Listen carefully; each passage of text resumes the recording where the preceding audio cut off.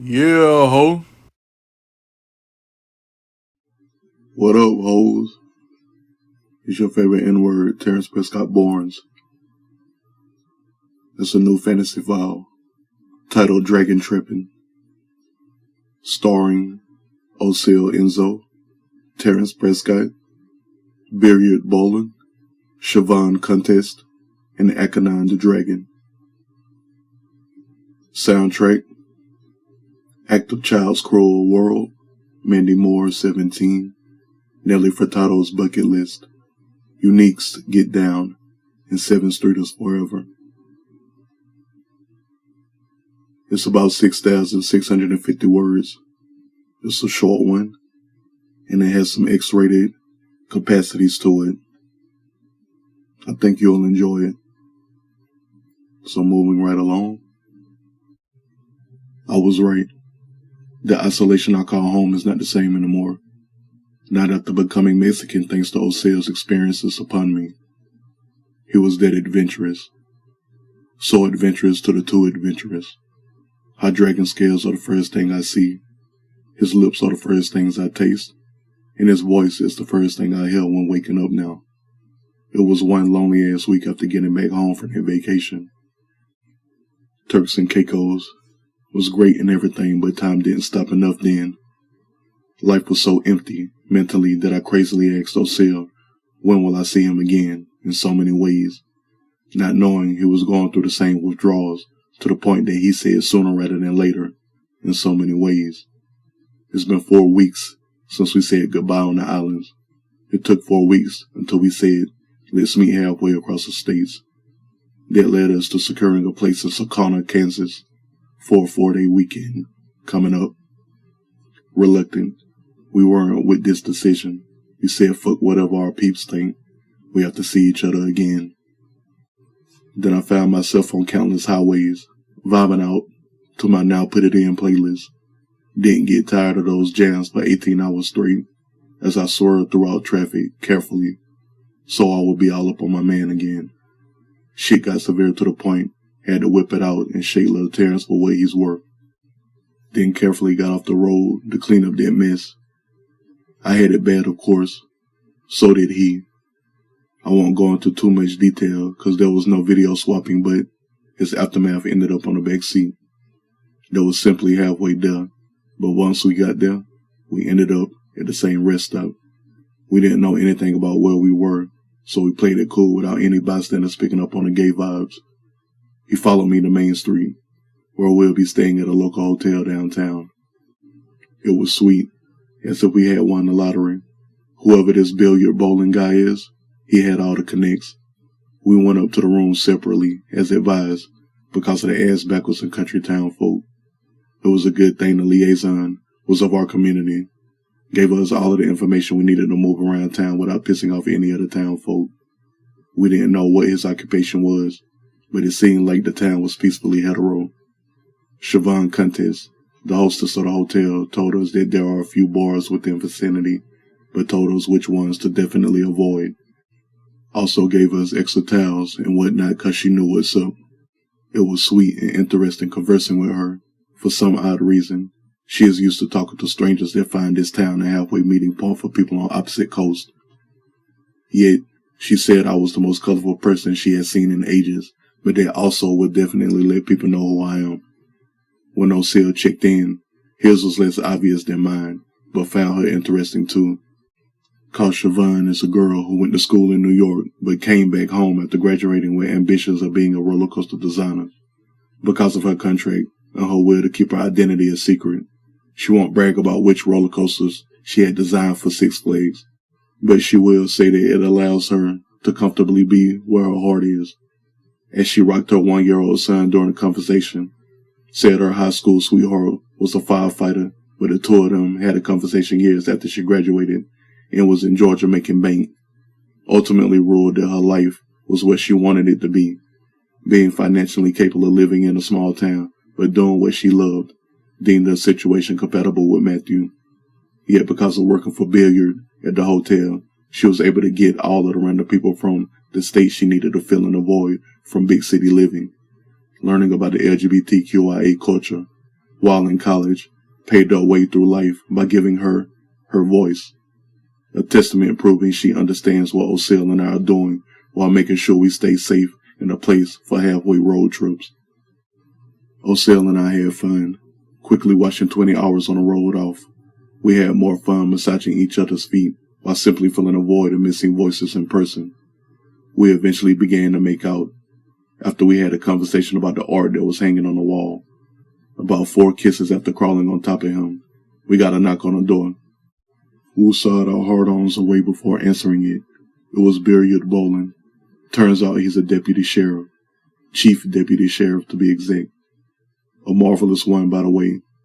Looking like Dustin Clare in the flesh. After stepping in, he extended his hand in a welcome, explaining with the lack of our kind around, we aren't completely safe around these parts. Our races didn't make it any easier, but he gave us the information he promised, and concerns of moving safely for the weekend and enjoying the Dragon Fest that was in town. We got lucky with getting the room we got, but even more lucky because it's Ociel's weekend apparently. We had no idea when we decided on this town instead of a big city, on how it was going to turn out so entertaining. After all of that was shared, he asked if we wanted to head to the Coleman's bar for a drink before we settled down for the night. We obliged. Us 3 ended up at a bar called Skyed, same color as its name on the outside, dim like shade on a sunny day on the inside. With it being Friday, first drinks were free. I asked about the bar's specialties. Turns out they had a drink called the Toxic Dragon. They didn't tell me the ingredients, but told me that there are 3 kinds of vodka in it. I was about to get my dragon wings. Billiard said he orders one every Friday before heading home. The 3 of us toast with a few others, then take long sips. Danger, danger, danger. This drink is nothing short of walking into an ultimate final boss fight on max difficulty with 30% health remaining. I went into the speak no evil pose, as if I was about to start, cursing out the bartender, then clutched my black anchor. Finally put the drink down, and kindly asked Billiard, "Are you an alcoholic?" Everyone around us laughed, and then we were put on the spot. Ociel and I explained our story to a few strangers and Billiard. Mixed reactions filled the air like the aroma of the mixed drinks. From what you be cooking to can I be a voice actress filled our eardrums. Ociel said that if Billiard can get him as the chef for the hotel's breakfast buffet tomorrow, he'd do it. Just what I needed, a reminder of what happened on the islands. Mexican-Japanese breakfast. It took Ociel shaking me to get me to stop daydreaming about it on the spot. Then I decided to fill in all of the innocent ears to story number 11, Dream of Making. I pulled out my jukebox and played Active Child's Cruel World, lowly to set the tone. In a land of imagination, this God, given everything in existence so he could begin to make universes of his own, made one out of tyranny. Beautiful nonetheless as he filled space with solar system after solar system until his essence filled out all the blinks. Then profusely started designing the humans he'd rule over for eternity, making them all want power, making them all want exclusivity, making them all want to be the one. Self-centered he made them. Self-centered they were for a very long time, until good humans became the twinkle his universe needed. There were a few at first, then hundreds to thousands to millions, but there was one who really wanted peace. All it took was for someone to think, this way isn't working. She took as many people under her wings as possible to try to find the secrets of life while bringing people together to build together. From slaying monsters to creating societies, Virgis led humans to a new way of life to the point that God physically put her motives to test, turning humans against each other in new ways until power and exclusivity became the focal point of status quo again. Virgis eventually found a tyrannical spirit, whom was posing as a human, and used all of their findings on the secret of life to banish him. So they thought. Time and time again, they would recreate the world literally to try to figure out new ways to make peace the status quo. Now the world is on its 17th leg, and peace is a heaven of a drug. 7 nations that govern their own form of peace mesh well with all-encompassing peace until the tyrannical spirit awakens again. At that time, 17 was special to me. Shout out to Mandy Moore. After all the seemingly right choices to make for the betterment of humanity fell short, everyone in this story better be wise enough to make the best decisions. Yet, all of them eventually chose war because past decisions didn't nullify the tyrannical spirit whatsoever. Now I ask, what's the best decision you've ever made? Now make it again. Then I woke up on the first morning and found the cafeteria full of the people from last night. There, smooth, zealous Ociel was, hovering over the serving area as I was the last person to get a plate. He joined me, then we started talking, but wasn't in a groove before the mayor showed up and surprised us. According to the events of this morning, Billiard asked Ociel the night before to see if he can do a wellness check on the Dragon clan close by. They haven't participated in the Dragon Festival for the past 3 years. Couldn't believe he magically got out of bed on me. Had me wishing I could have seen him in the sunrise as a dragon. Then having the nerve to slowly look into my direction to say, yeah, so they are in need of magic. Tons of it. From their perspective, the underground wells haven't been tended to in half a decade. They only have enough magic to survive versus surviving and showing off. The mayor didn't like that because it meant that an entire team wasn't doing their jobs for half a decade, and I could only guess by the words that he was using that the entire team was still alive and well. They were talking so fast I could barely interrupt to let them know that I literally have all the magic in the world to help the situation. Shout out to just waking up. Regardless of Ociel thinking it was adorable, he doesn't know that I'll turn his mother out. The mayor told me that whenever I'm ready, I could be taken underground to see what the fuss is about. In a couple of hours, I was with the Now, they want to behave team that tends to the underground magic wells. Ociel was wondering what I had up my sleeve the entire time, but I had to keep whispering to him that the details could be handled when other people aren't around. I wasn't about to whisper my entire existence out here in these streets to other super beings. He chuckled at that one part, talking about he couldn't believe I had such power unless I proved it right then and there. I wasn't about to. You know, there's a time and place for everything, but it definitely wasn't there, as it was proved that the magic team let the whales lock up while being incapable of unlocking them completely. The team gave me the protocol to ensure the safety of the entire state, while we all configure where to push the stones. I didn't need their help, but I did need guidance as I held up one hand and magically put all of the mythical giant rocks in their rightful places. What would have taken them a week to do masterfully, I did in a matter of 4 hours, while not using my absolute power. I also added a bonus to the configuration that would make the entire process light versus heavy, making me realize we are in a third world country compared to the rest of the states, but it be like that sometimes. So sometimes, I relieve the people who are struggling with the duties they should be able to handle. Let me admit something first though. Magic handling is not easy, and no one without the knowledge would do what I did, yet Ociel damn near shut the hell up so hard he turned into Melina. Never saw a mask come out of nowhere so quick as he knew what I was doing, but was unable to help himself. I asked him why wasn't he able to help. He told me because he can't use the same magic that's coursing through his blood. I checked. It was true. The only way he could have had this power was if he was created by it. He told me we needed to talk.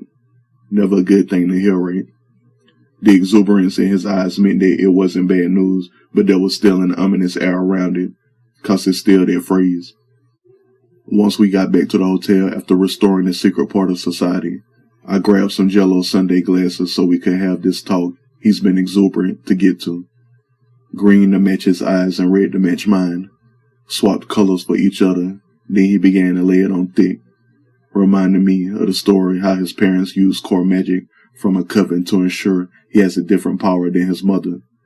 He travels with that same emerald dust because he knows that someday he's going to come across that coven, and hopes to return it, but even a patch of that magic dust is a gateway to magic like all of the underground wells around the planet. That could only mean, if I hadn't done what I had done, he was going to offer direct magic to the Dragon clan. I told him He should do that anyway after I gave them what they needed to survive without having to eat cattle or humans.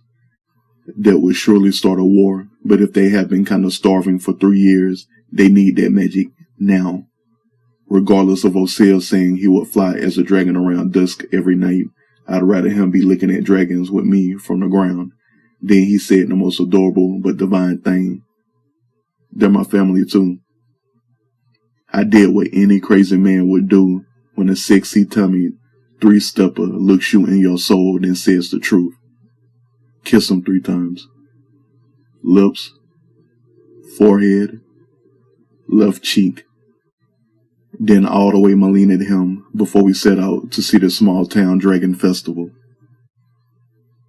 Yes, I wiped the corners of my mouth after washing my face. I'm nasty, but not that nasty.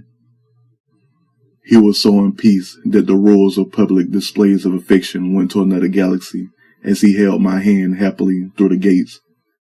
They were huge, luxurious gates. Come to find out, they throw majority of their funding into the Dragon Festival because the dragons are important to the town. I mean, they need a new magical crew that's actually magical enough to handle the whales. I've lied on my resumes too, but I wouldn't put lives in danger. Before I digress too much about the general work ethic, I was very impressed by the art direction of such country folk.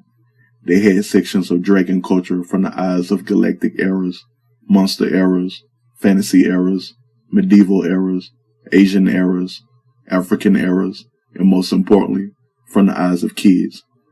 In those moments, walking into each section had me at several stages of fucked up. Walking around like Bonifa, Latifah, Halifa, Sharifa, Jackson, but I was scooping up dragon figurines the entire time. No, I didn't lose my voice.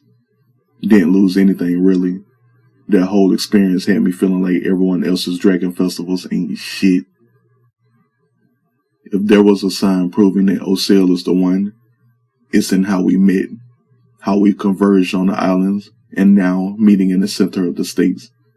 I didn't need to wait anymore, but I did want to see what it's like being boring around him. But where would the boredom set in? The strength of the 2 lives we lived shouldn't allow it.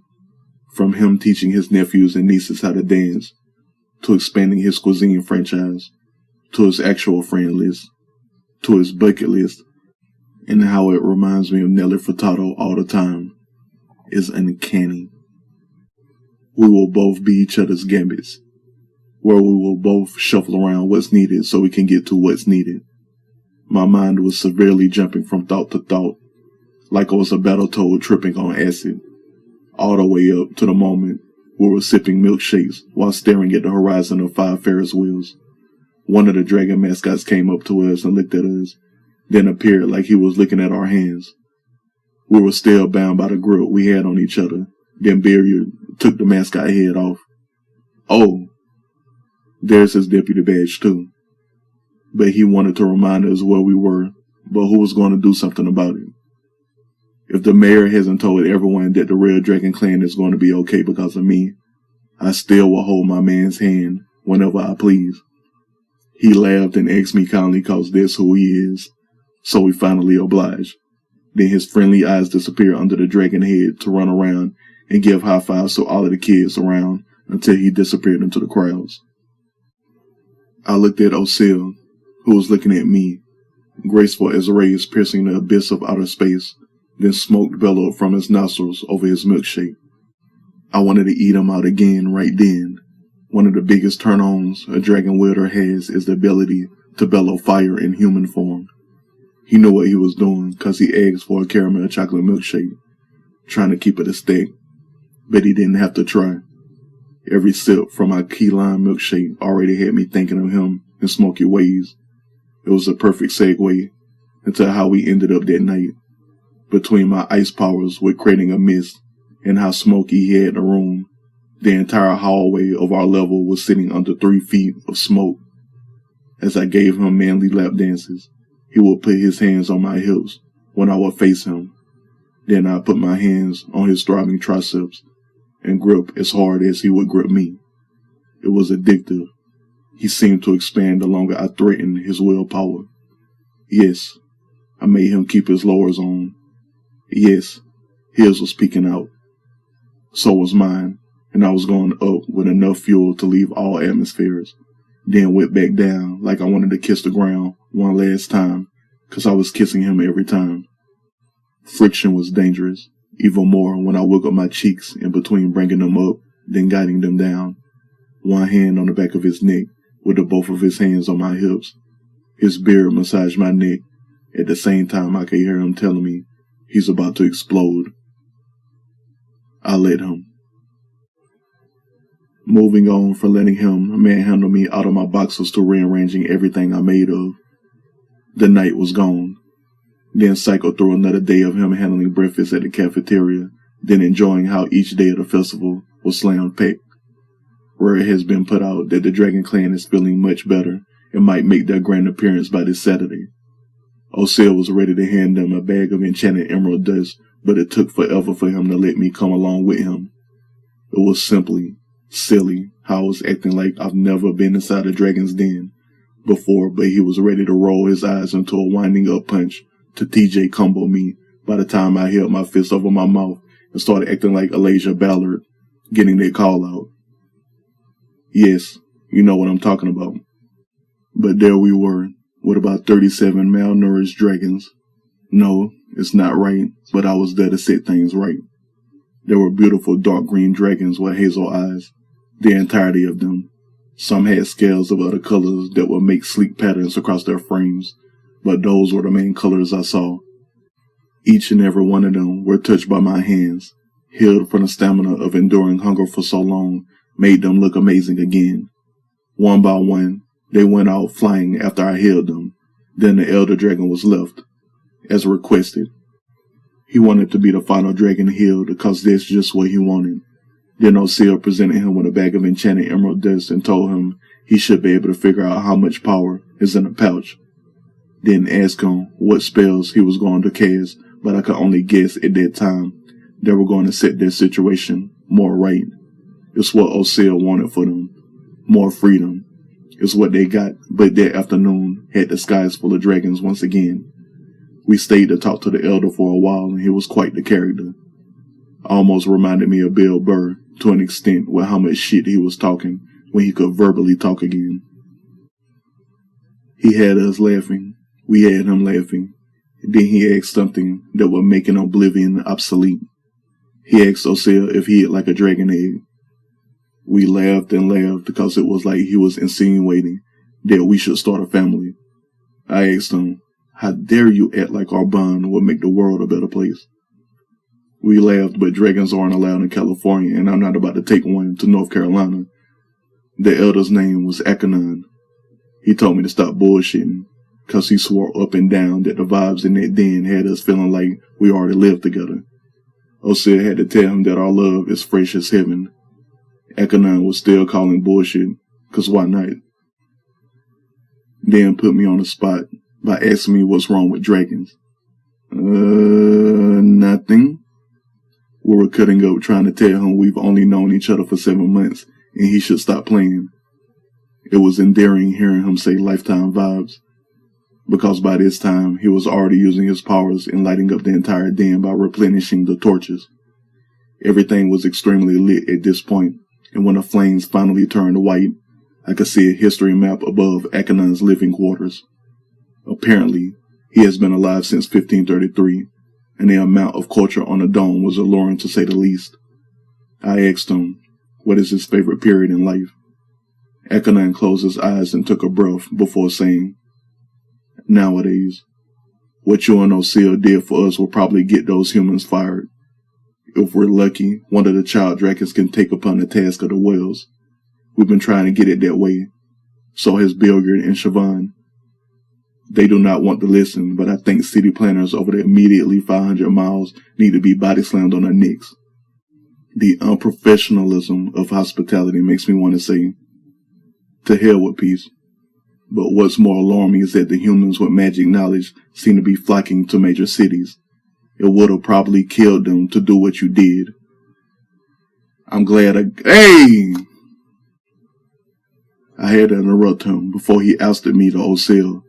I'm not trying to tell him I'm a god anytime soon, and these country folk definitely didn't need to know that. Had to tell Ociel he was about to call me a goddamn lucky but powerful son of a gun. His big-eyed ass caught my wink and then agreed he was going to call me lucky and powerful.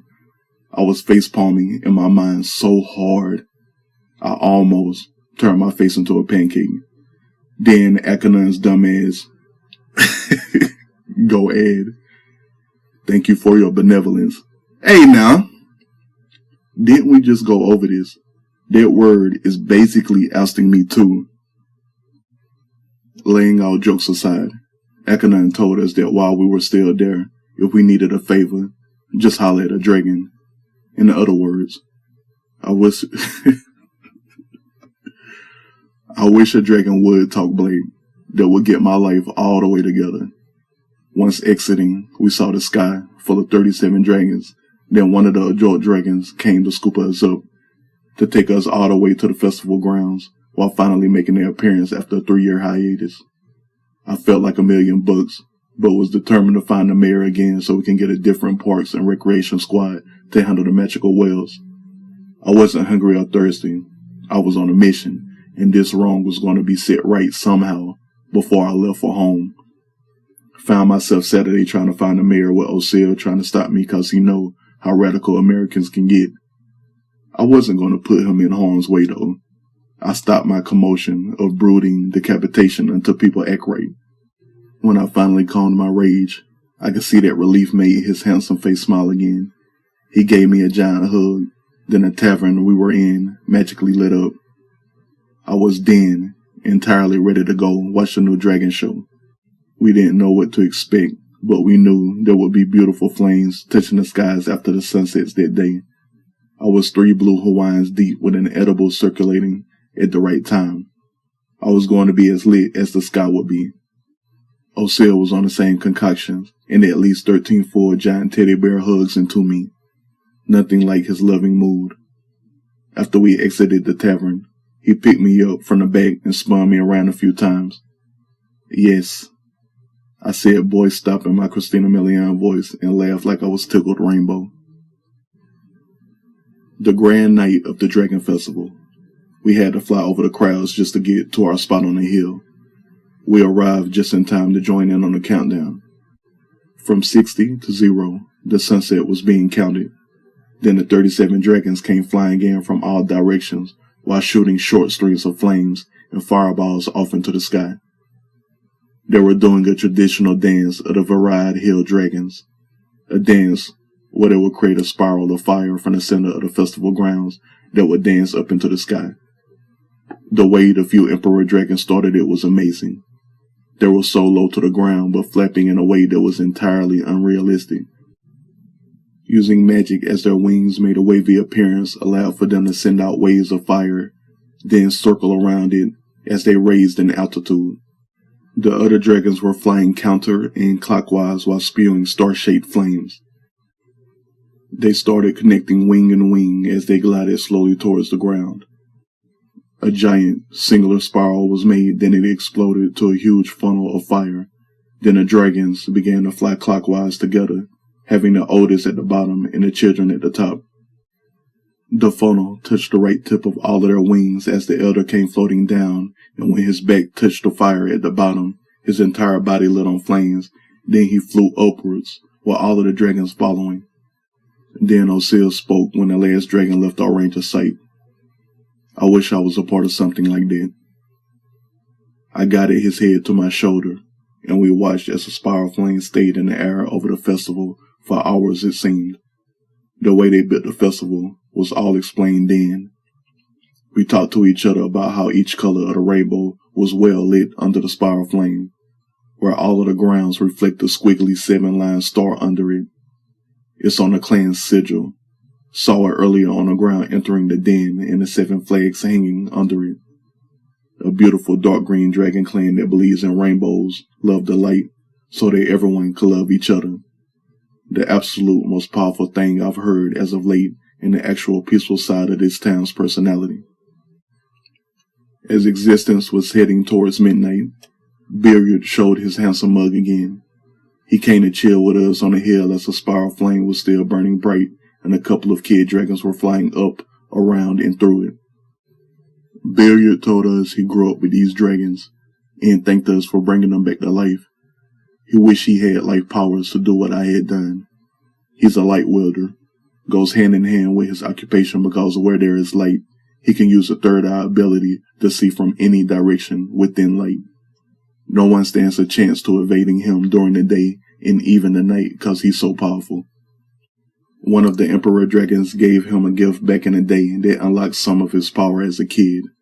Because of that, after Billiard left home and gained a lot of college credits under his name, he took his degrees back home to help protect the Dragon Clan of his home.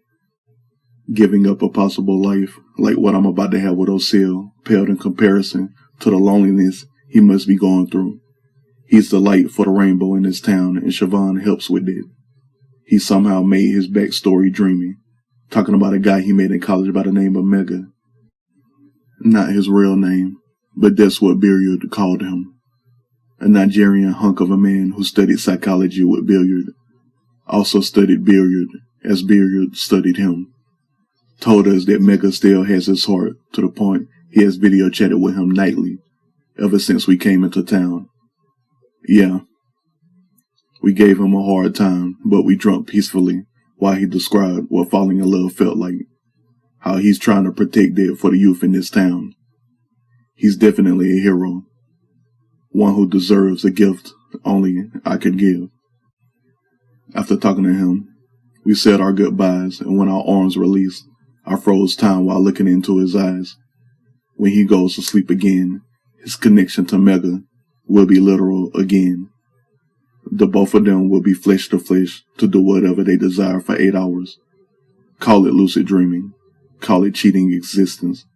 Either way it goes, any man in a good mind would want nothing more or less for Billiard. Keeping the drama down is a job he didn't have to take, but raising survivors is one he couldn't refuse. Then, here came Achynon. Wings gigantic, body big, horns Goliath and golden, talking about, hop on.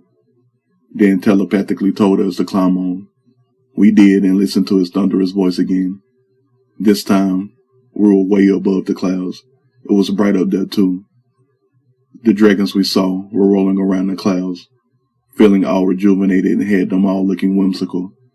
I could see and hear so much laughter as I gripped the harness on Achynon's back so we could see from the side. Then he stopped at a real high cloud. I couldn't spot where the ground was, but his old ass could.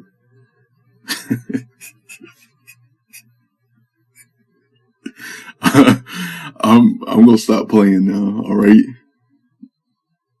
Dead ass, I'm gonna stop playing. He told us that we should enjoy the view while he meditates. I hurried to ask how long he would be meditating, but he started humming mid-question when an immediate surge of power following. We shrugged our shoulders and pondered if we should just fly back down, then looked up at the stars. While he was meditating, his scales started to look more golden, and the golden aura got more intense, but it made looking up at the night sky golden. We knew it was nighttime, but it wasn't. Then we started taking off our clothes cause whatever Achynon was doing was having us feeling all kinds of ways. Ociel's face damn near changed to chibi. He turned so adorable at one point. Then I went in for a kiss while our sweat dripped down past our brows, to drip through our kisses, down our beards, then off our chins. I could feel every ridge of his soft lips. Fireworks were going off from there and everywhere else our skin touched. The other clothes came off quickly.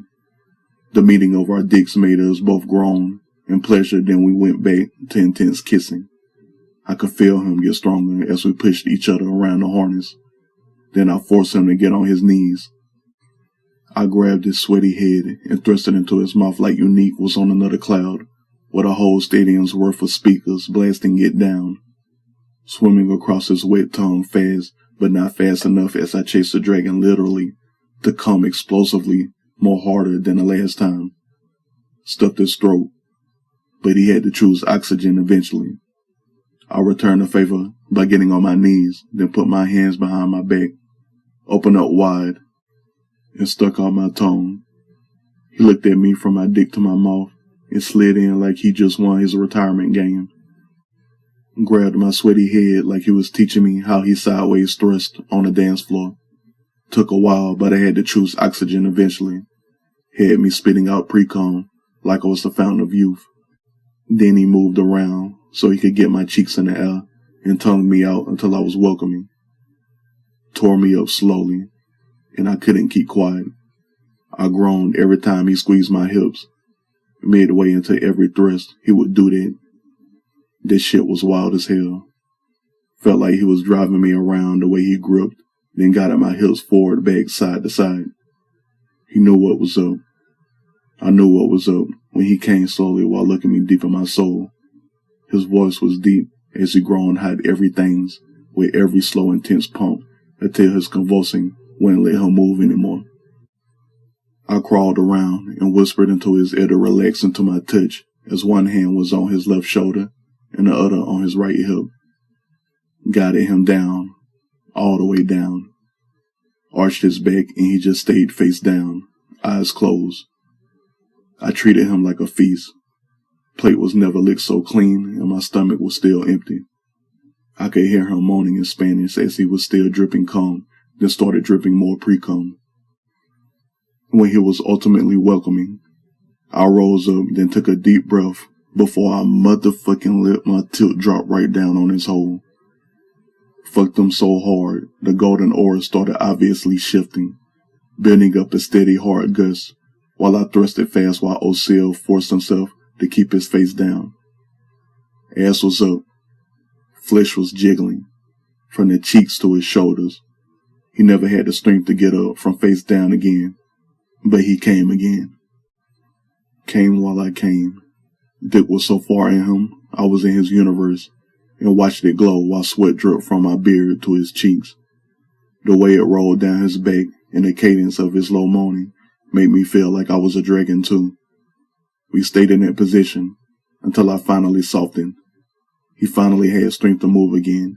He met me on my knees and hugged me as if his life was complete. Then laid hand in hand to look at golden stars again. Eventually, Achynon roared, then the sky was no longer golden. He asked if we were still back there. Yeah.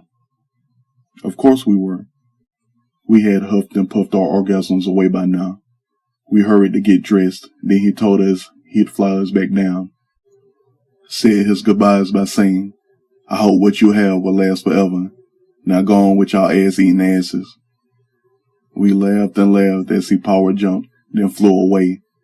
I kissed Ociel one more time, then we headed to the hotel room. Sunday needed no sin. Didn't know if a dragon knew we splooged on him or not, but I got all the love I couldn't wait 4 more weeks for. Silent love to a dragon on the back of a dragon was the nutrients we all needed. Grogginess turned into litness when I saw a notification that 7th Street had finally dropped drunken words, sober thoughts. While Ociel finally slept in, I was sitting at the balcony, soaking in easy air and listening to a goddess. Then I got to forever. There it is. When it started playing, I glanced at Ociel, then started staring at him as I absorbed the high fantasy sounding track. This is what I've been missing. Forever. The entire sensation of forever. You'll know how that feeling is so beautiful someday. The fragility of seeing an attractive man, how that transcends from attractive to sexy, to friendly, to welcoming, to boyfriend material, to forever material. Simply liking a nigga could go so many ways but up, but it's mad up right now. That song felt like it went on forever. Forgot I was even staring at him by the end of it. Then I had to ask myself, will I have him forever tonight?